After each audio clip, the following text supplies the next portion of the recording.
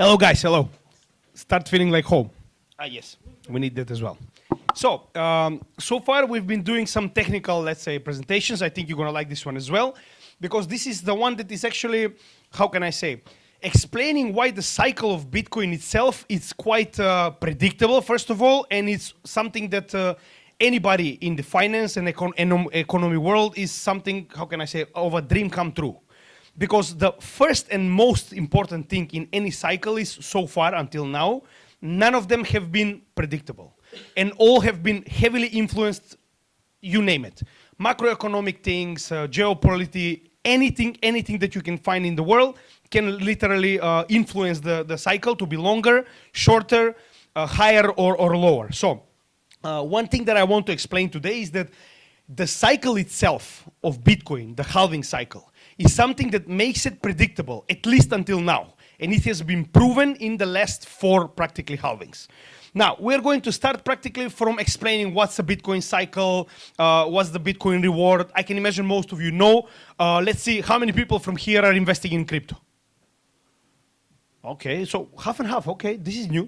Interesting. So there is plenty of people that can maybe learn something today. The other ones, I know that you know these things. But let's go with the statistics. As you know, I never go explaining something that is not already proven on a chart or with certain statistics to back it up.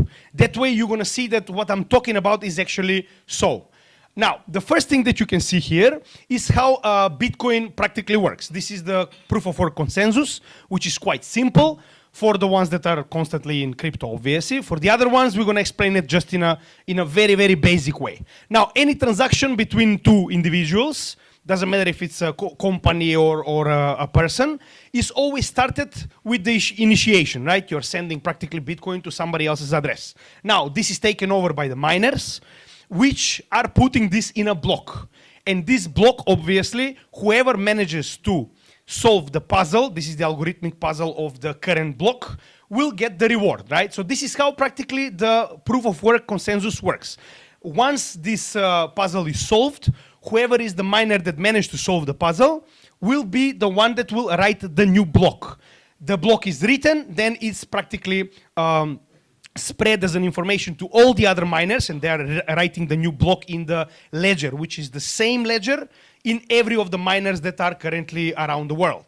And with this, practically, you have finished the transaction, and from person A to person B, you have transferred the Bitcoin, and all the miners have written this transaction, among other transactions, in one of the blocks of the blockchain of Bitcoin. Now, I know it's very simple what I explained. I can imagine there is some errors that I've explained as well, but the idea is just for you to get how it functions in general.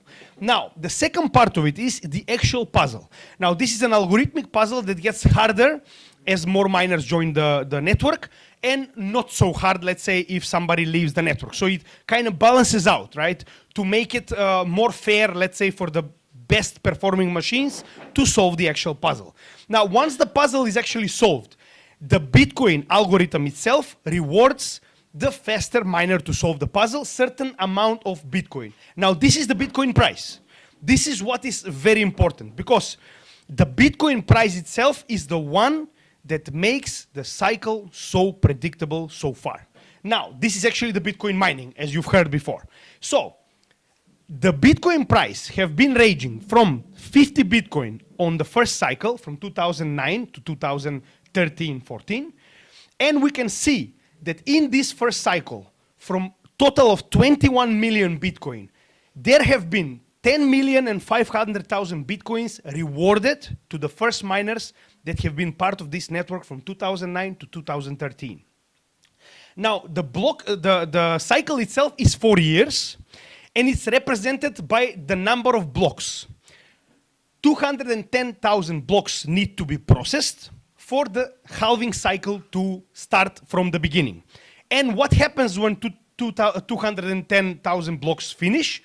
We have a halving event, which means the reward that until then was 50 Bitcoins per block goes to 25 Bitcoin per block. So it always halves. That's why it's called halving, or halving, whatever you prefer. Now, why is this so important? We can see, first of all, that the scarcity of this, let's say, economical wonder is getting smaller and smaller and smaller. with that, we can see that the reward gets smaller as well. So every 4 years, from 50 to 25 to 12.5 in 2016 to 6.25 in 2020 and to 3.125 now with the last halving of April 2024. So until now, we can see that a total of almost 20 million Bitcoins are already mined and on the market. So we can see that the scarcity is getting less and less. So practically we're literally coming to the point where only the last 1 million Bitcoin needs to be mined. But when you say it like this, you're saying, so this should be shortly over, right? Not so much. Why? Because of the halving itself. So we can see that only in the first 4 cycles of halving, we have come to the point to mine 90% of the total amount of Bitcoin, right? So it means that only 10% of the total amount of Bitcoin remains to be mined in the following years. And by some basic mathematics, because it's very predictable again, right? Every 210,000 blocks, you are practically halving the reward, and every block is written every 10 minutes. So you have a very, let's say, static pattern where exactly, again, plus minus, let's say, a month or so, every 4 years you're getting a halving event. Something that has been the literal North Star of crypto, not only of Bitcoin. Now, why? As you can see here, as we are going by this schedule, the last Bitcoin will be mined in 2140. So you don't need to worry. We're not going to see it. So we just need to leave the benefit. The best thing is that we're literally at the beginning. That's the best thing about this cycle. We're literally at the beginning. Most of the people think like, oh my God, I'm so late. You see 90% of the amount of Bitcoin is already mined. Not so much, because again, the institutions are just entering. The people that are following me over here, they've been on the previous, let's say, lectures. I've been explaining why the Bitcoin spot ETF was such a big deal. And as you've seen, 2024 was absolutely amazing for Bitcoin spot ETF. What it means, this is the first time in the history of economics that, how do they say, the little people, us over here, have managed to front run the institutions. This is the first time in history that every individual here that, let's say, is not part of some kind of institution like BlackRock, have managed to bought something that is profitable like this before the institution. You name it before, gold, oil, everything was first bought by the institutions, and then when the basic profit and the most of the profit has been taken out of this, let's say, economical good, it has been allowed for any other individual to actually enter this. And usually they're using us like an exit liquidity. This is the first time that we are front running the institutions. Just we need to play smart about it. Now, the second thing we can see, that as we're actually coming to the point to have 90 or 92% of the total amount of Bitcoin already mined, what we can see, this is the inflation. The inflation has gone minimal. Currently, the inflation of Bitcoin is smaller than any other currency in the world. But any, we're less than 1%. Now, this is how the current inflation chart goes, because it's very easy, very predictable. Again, you cannot predict inflation of a currency. Why? Because it's constantly manipulated first by the central bank, second by the geopolitical and economic events that are connected to this kind of economy where the currency is being used. Unlike that, Bitcoin, you can predict it very easy, because every halving is practically getting the percentage of inflation lower and lower and lower. We're currently to the point that we are 0.86%, so not even 1%. In the same time, when the central banks are taking at least 2%, and they're saying 2% is the best we can do.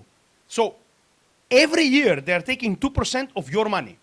The money that you're currently keeping in a bank account or in investment, they're inflating it 2% every year, and they're telling you this is normal. That's the sad thing about it, but we're not going to go into that part because we're going to need another hour. But the important part is that unlike that, and we're going to show an example for that obviously, we can see that the inflation of Bitcoin will be going down and down and down every halving event, because there is less Bitcoin to go around and because the reward is halved in half. So every time we have a halving, every 4 years, less Bitcoin to be mined, less inflation. So it means less amount of Bitcoin is coming on the market. Now regarding the cycle, this is something that is literally, again, mind-boggling. If you ask any economy professor, or let's say there is a lot of people that are working on financial institutions, etc., they have never met anything predictable like Bitcoin. This is the best part about it. Why? This is my personal chart that I'm using for my channel. Now, if you see here, the yellow lines are the actual halving events, right? So I know it's a bit small, I'm sorry about that, but you're gonna get the point, it's very easy. Now, every halving is written, as we can see here, with the red mark. That's the first red mark, which is the actual bottom of the cycle, right? So, we can see that from every bottom so far, we have had the actual same results every cycle regarding the three main, let's say, points of a cycle. That's the bottom, the top, and the halving itself. So, from every bottom, as you can see here, the halving have always come 18 months later, 1.5 years. Again, this plus minus 1 month, obviously, but look at this. The first bottom, this is in 2015. That's the bottom of the first actual cycle of Bitcoin that started in 2009.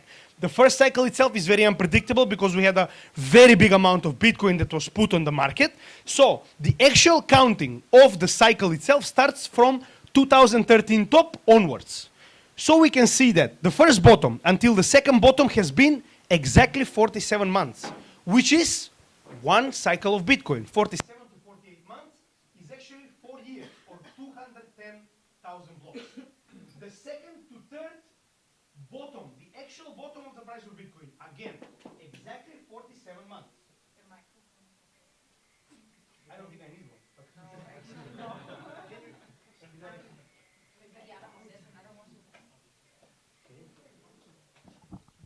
Can you hear me now? I'm yelling so much I didn't even realize. Good. So we can see that from first to second and from second to third, the bottoms were exactly 47 months. From the first bottom to the first top, 35 months, which means that's 3 years of bull market, 1 year of bear market. From the second bottom to the third top, from the second bottom to the second top, 35 months again. Exactly 3 years. What followed? 1 year of bear market. Literally to the point. Now, by this logic, obviously, not every cycle is the same because we can see the shape of the cycle itself. It's always different. 2013, we have two tops which were following one against each other. The second one, we had a blow-off top in 2017. Whoever was there knows exactly this was the first excitement. The third one was actual double top, M. But that doesn't change the fact that in all of these cycles, exactly 4 years. To the dot. Look at this. From bottom to halving, 18 months. From bottom to halving, 17 months. From bottom to halving, 16 months. Even if it's not exactly to the point, it's still keeping up in a structure unlike ever in the economic, let's say, science. Nothing has had this predictable cycle. Now this here. Over here we have the cycle, the halving event itself. And over here we can see that after the halving, because we have had halving of the actual reward, the best part of the cycle has always come. Why?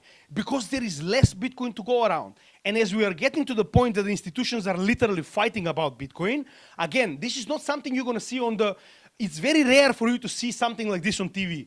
Because Larry Fink is doing this and he doesn't want you to know. You understand my point? He wants his clients to know, not you.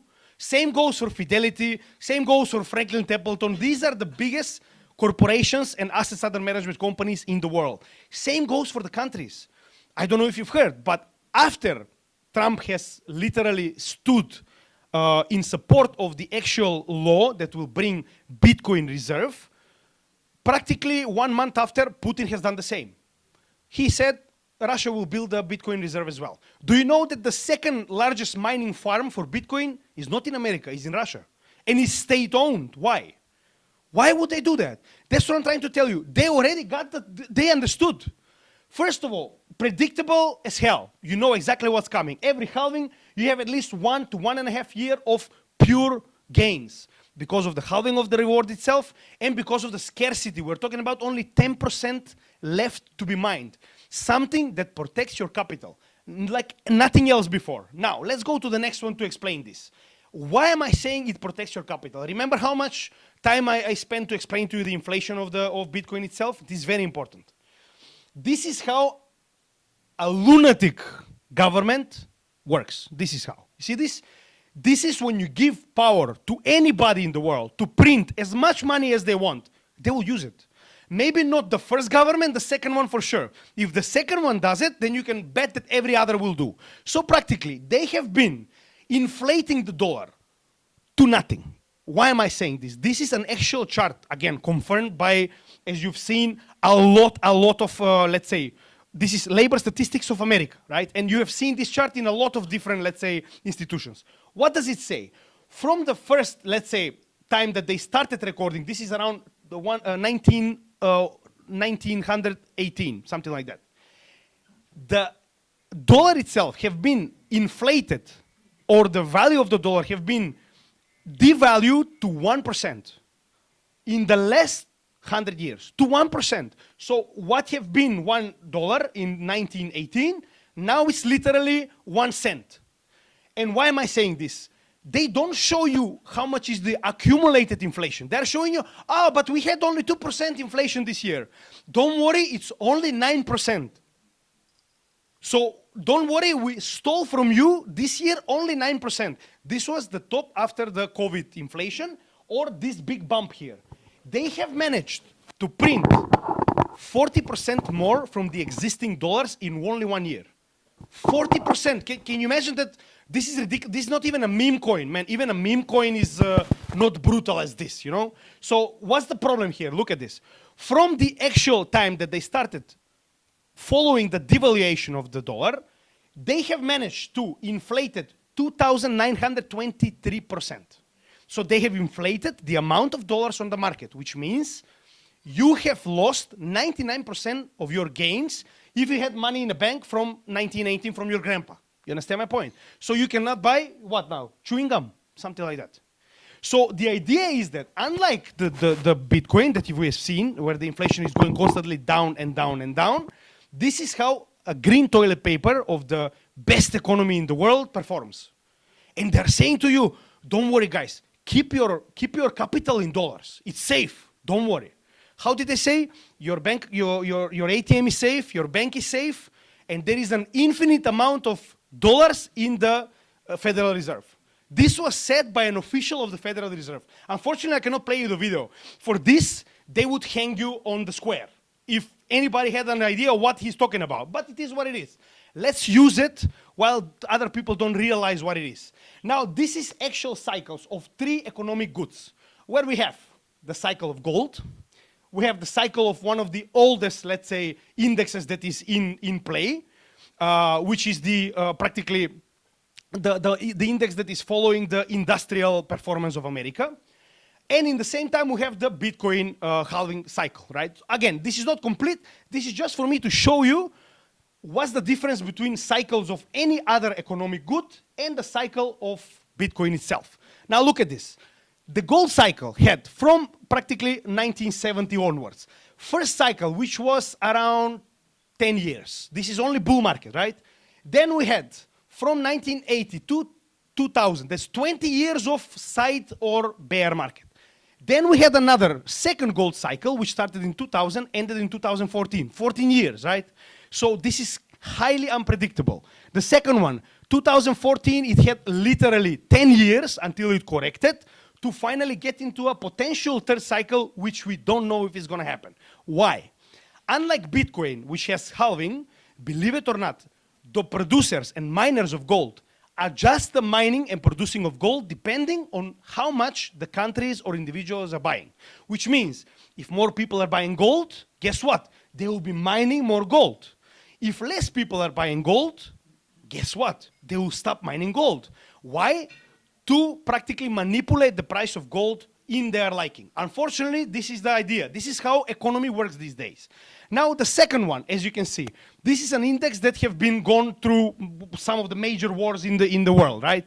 So we can see here, same situation. Look, we have first cycle, which lasted 6 years, then 3 years bear market, then we had practically over here from 1994, 6 years of bull market, 1 year of bear market. Again, over here we have from 2002 to 2006, 4 years. So it's highly, highly unpredictable. And what you can see also, dot-com bubble, earthquake, financial market crash, what does it say to you? That every economic or geopolitical happening in the world is literally influencing the cycle to go one or the other way. So in this thing, what you can actually, let's say, determine, that until now, we have never seen anything so predictable as the cycle of Bitcoin itself. Look at this. Every cycle is 4 years, right? And what we can see, that the start of the cycle always starts with what? With bear market 1 year. Then we have 3 years of bull market, where in the middle of the cycle, we have the actual halving. Next cycle, 1 year of bear market, 3 years bull market. 1 year bear market, 3 years bull market. Guess what? 1 year bear market, and we are in the 3rd year of the bull market of this cycle, without a hitch, to the point that you can literally predict the actual top. Look at this. Exactly on the year, as I was saying before. So what I'm trying to say is that one of the best things you can do in this situation, again, this is not a financial advice, what I'm trying to say is, what I'm trying to teach my audience on the Macedonian channel is, that you have something that has been never seen before. We have an actual economical good that follows an actual cycle to the dot. Why? Because it is influenced, let's be honest. The 2021 ban of China did this. The COVID did this, right? Again, let's not be honest. Now, every economical good, no matter what it is, it's always influenced by the geopolitical and economical happenings around the world. It's not even a question. But the cycle itself is intact. It goes as a Swiss clock, literally. Again, why would we go against the cycle if it goes so well, right? What's the point?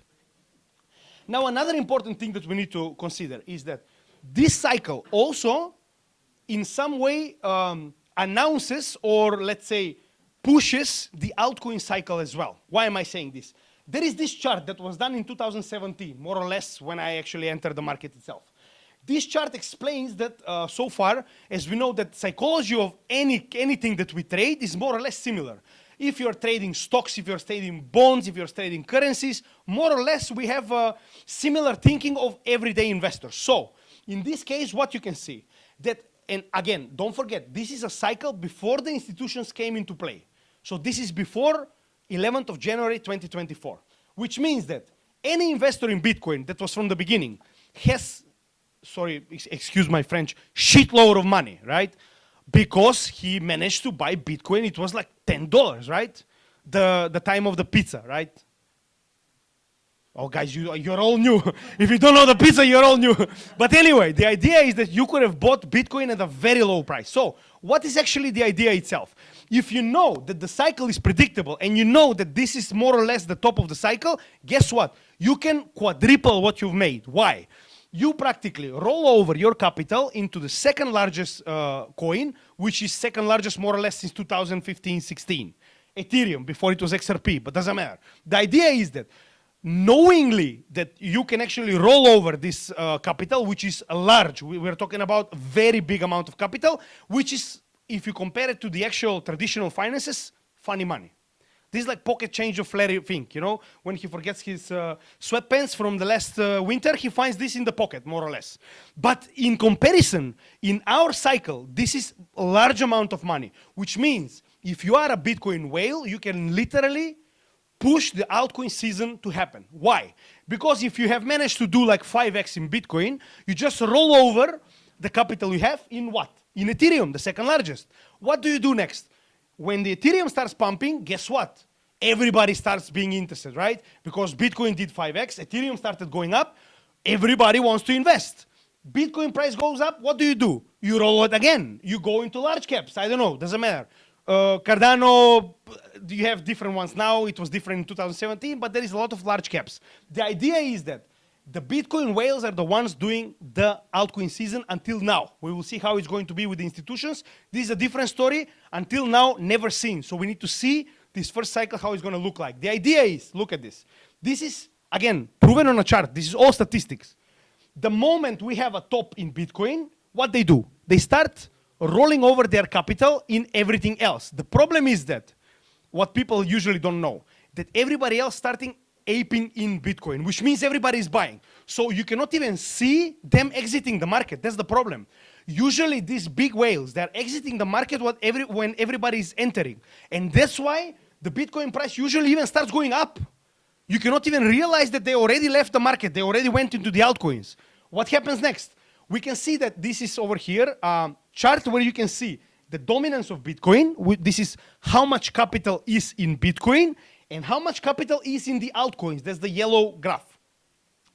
Every 8 months after the halving, again, look at this. If this is not good statistics, I don't know what is.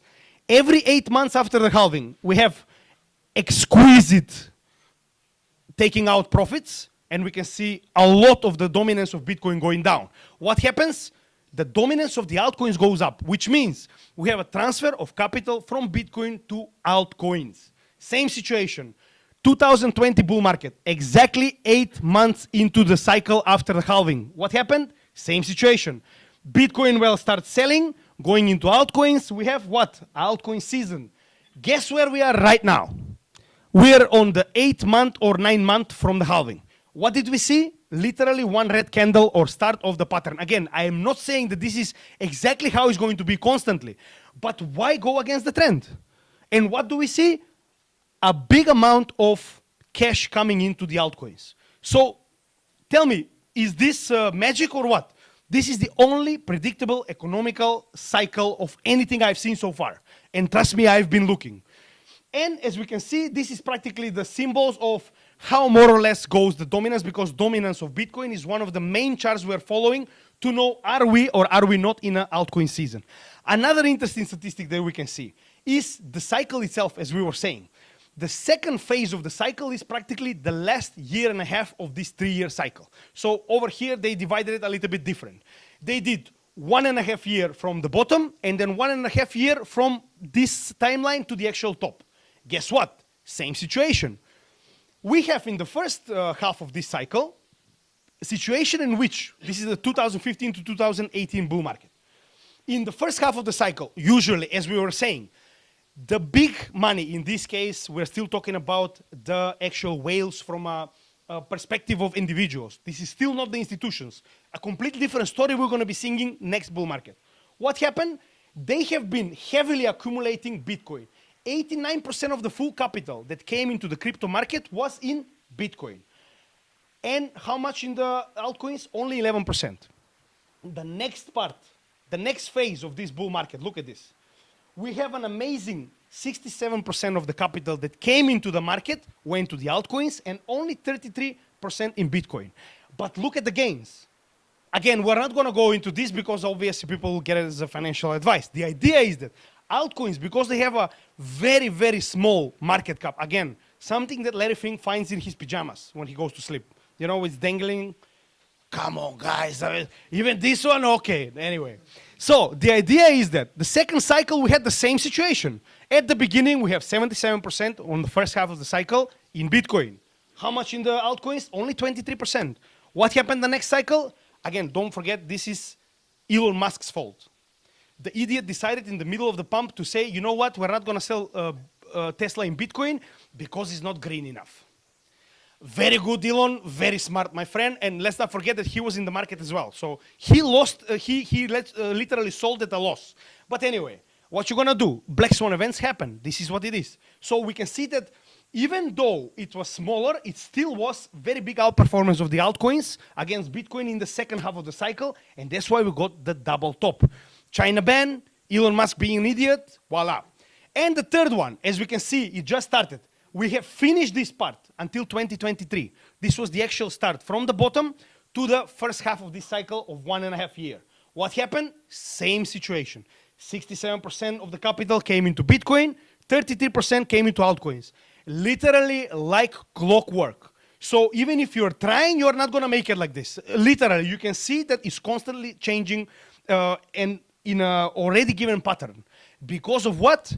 Because of the halving. The halving is the actual main reason, the halving of the reward and the practically smaller amount of Bitcoin being pushed into the market.